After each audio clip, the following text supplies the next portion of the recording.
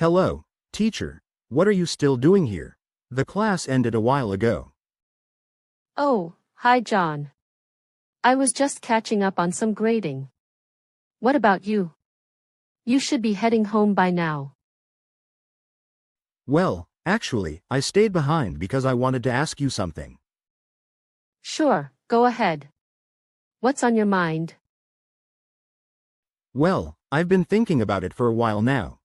I probably won't attend classes next month because I'm planning to take out a loan and travel to an English-speaking country. I feel like it's the only way I'll ever be fluent in English.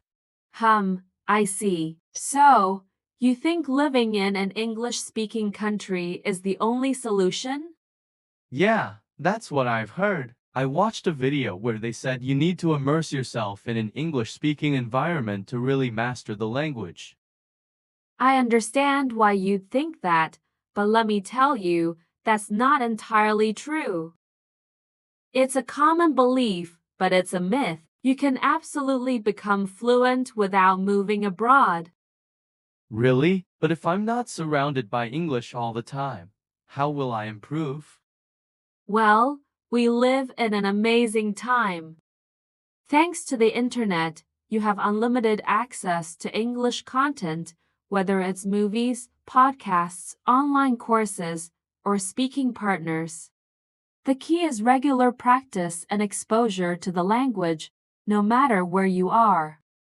But wouldn't it be easier to learn faster if I was forced to speak English every day?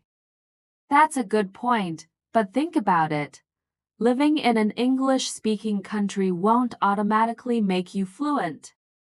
You'd still need to practice speaking, listening, reading, and writing every day. And the truth is, even people living in English-speaking countries sometimes stick to their native language if they're not actively practicing English. I never thought of it that way. So, you're saying I don't need to spend all that money to improve? Exactly. If you can visit another country, that's wonderful. It'll be a rich experience for many reasons. But don't go into debt thinking it's your only option. Consistent practice is what really matters.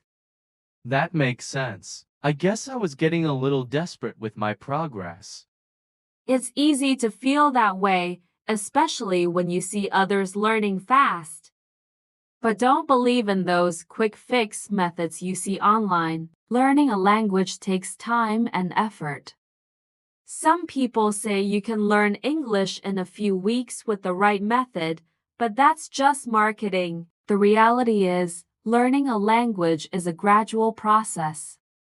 I guess I've also been focusing too much on speaking. I've heard that speaking is the most important skill.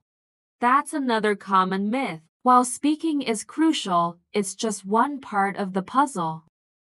Reading, writing, and listening are just as important. They all feed into each other. For example, reading can help you expand your vocabulary, and listening to native speakers can teach you natural sentence structures and pronunciation. I've noticed that when I read more, I pick up new words, and that makes me feel more confident when I speak. Exactly. It's about balance. Here's another myth. Some people think you have to master grammar before you can speak confidently. That's not true either. Yeah, I've definitely made a lot of mistakes while speaking. And that's perfectly fine. Mistakes are part of the learning process.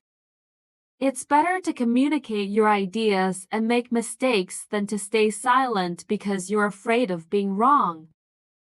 Fluency comes from practice, not perfection. You're right. I guess I've been too focused on being perfect.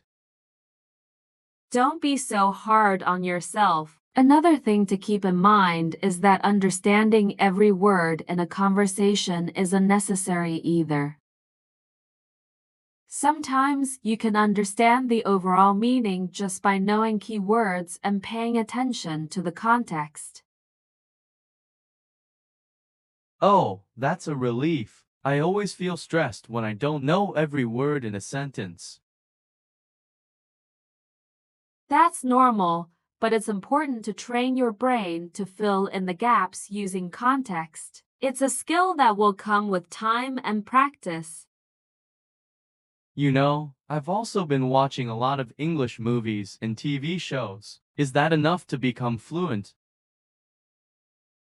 Watching movies and TV shows is great for learning how people naturally speak, but it's not enough on its own. You need to actively practice speaking, listening, reading, and writing. Think of it as one part of your language learning toolkit. That makes sense. I guess I've been relying on them a bit too much. They're a great resource, just make sure you combine them with other activities. For example, you could practice speaking with a language partner or tutor online. I've actually been thinking about that, but I'm nervous about making mistakes and not being understood. Don't worry about that. Most people are very understanding when it comes to language learners. In fact, they'll appreciate the effort you're making to speak their language. I suppose that's true. And here's another thing to remember. You don't need to avoid your native language completely. Sometimes using your native language can help you understand difficult concepts better. But I've heard it's better to immerse myself in English 100%. Immersion is important, but using your native language when you're stuck is okay. The key is balance. Use English as much as you can, but don't stress if you need to fall back on your native language once in a while. You've really given me a lot to think about. I guess I've been following too many myths without even realizing it. It's easy to fall for them, John, but as long as you're committed and consistent, you'll improve. Be patient with yourself and trust the process. Thank you, teacher. I feel so much better now. I'll focus more on regular practice and not worry so much about the myths. That's the spirit. And remember, if you ever feel stuck or need advice, I'm here to help. I appreciate that. Maybe I'll stick around for extra help after class more often. You're always welcome to, John. Now go home and start practicing.